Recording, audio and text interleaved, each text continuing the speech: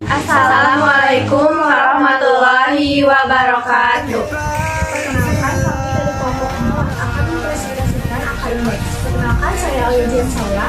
Perkenalkan, nama saya Siti Nurhalisa. Perkenalkan, nama saya Ika Nur Hasanah. Berikut materi. Pengertian angka indeks. Angka indeks merupakan konsep yang menjelaskan besarnya perubahan atau perkembangan dari suatu hal dari waktu ke waktu. Perubahan dapat diberikan dalam jangka waktu tiap bulan, triwulan, semester, atau tahun. Angka indeks digunakan dalam bidang ekonomi oleh perusahaan-perusahaan maupun instansi-instansi lainnya. Indeks tertimbang. Rumus angka indeks tertimbang yaitu sigma PI Q dibagi sigma P0 Q dikali 100, di mana sigma ini merupakan jumlah keseluruhan dan di mana Q merupakan kuantitas faktor tertimbang. Kemudian weight menambah informasi lain dari sekedar perubahan harga, dan agregat menjumlahkan keseluruhan nilai. Indeks tertimbang merupakan angka indeks yang mencerminkan pentingnya suatu angka penimbang atau bobot terhadap angka-angka lainnya. Kemudian apa saja yang menjadi kuantitas yang akan dijadikan sebagai faktor penimbang?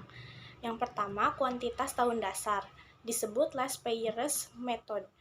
Yang kedua, kuantitas pada tahun indeks, disebut pasce method. Dan yang ketiga, kuantitas pada tahun tertentu disebut fixed weight aggregate method. Selanjutnya, saya Siti Nurhalisa akan melanjutkan materi ini. Metode-metode menghitung angka indeks. Yang pertama, metode agregatif sederhana. Yang kedua, metode tertimbang, terbagi menjadi dua, yaitu yang pertama metode last payers, yang kedua metode pasce. Metode agregatif sederhana. Seluruh harga dalam tahun tertentu dinyatakan sebagai presentasi dari keseluruhan harga komoditas dalam satu tahun. Kita bisa melakukan perbandingan perubahan harga rata-rata pada tahun tertentu terhadap harga pada tahun sebelum-sebelumnya. Harga pada tahun sebelumnya itu dijadikan sebagai tahun dasar. Berikut ini adalah rumusnya dan ini keterangannya. 1A. Indeks harga agregatif atau tidak tertimbang. PN. Harga-harga pada tahun ke N tahun yang akan dihitung. P0. Harga-harga pada tahun dasar. Sigma. Jumlah. Metode tertimbang. 1. Last payers method. Metode ini menerapkan jumlah barang pada tahun dasar menjadi timbangan terhadap suatu harga.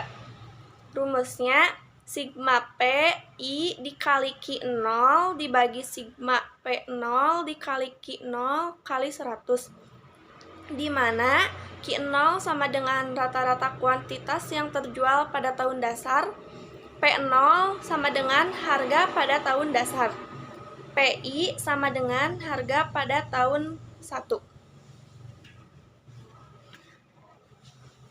Keuntungan last payers index dapat dibandingkan dengan indeks tahun yang lain, yaitu sigma P95 dikali Q90 dibagi sigma P90 dikali Q90 kali 100. Sigma P92 dikali Q90 dibagi sigma P90 dikali Q90 dikali 100.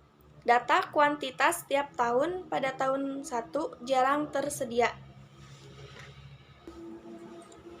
Selanjutnya, saya Ika Nur Hasanah akan melanjutkan materi ini.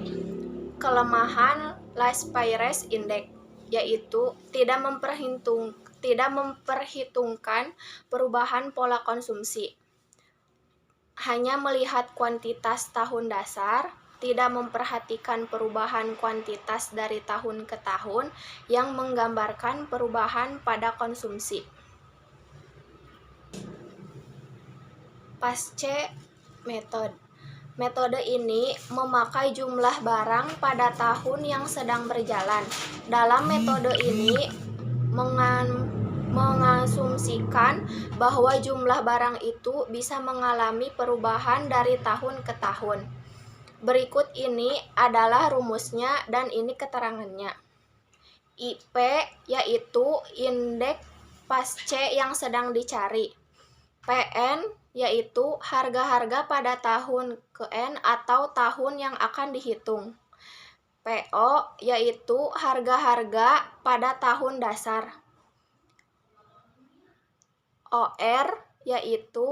ON yaitu kuantitas barang pada tahun ke N atau tahun yang akan dihitung. Keunggulan dan kelemahan pasce method. Keunggulan pasce method yaitu memperhitungkan perubahan pola konsumsi, dan kelemahan pasce method yaitu sulit memperoleh data kuantitas. Perbedaan Laspeyres dan pasce index. Berikut merupakan perbedaan dari kedua metode tersebut, yaitu mencerminkan perubahan pola konsumsi. Sekian video presentasi yang dapat kami sampaikan. Kurang lebihnya kami mohon maaf. Wassalamualaikum warahmatullahi wabarakatuh.